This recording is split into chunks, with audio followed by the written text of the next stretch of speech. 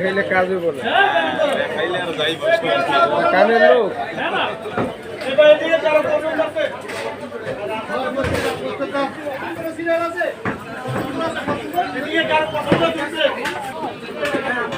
আজকে আমরা উজ্জ্বল গোস্ত বিতানে আসছি অ্যালবিনোর মাংস নেওয়ার জন্য।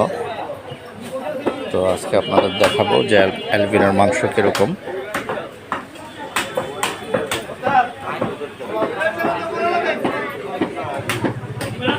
আজকে সকাল 8টার দিকে এত মানুষ দেখেন, এখানে প্রায় লাইন ধরে আছে।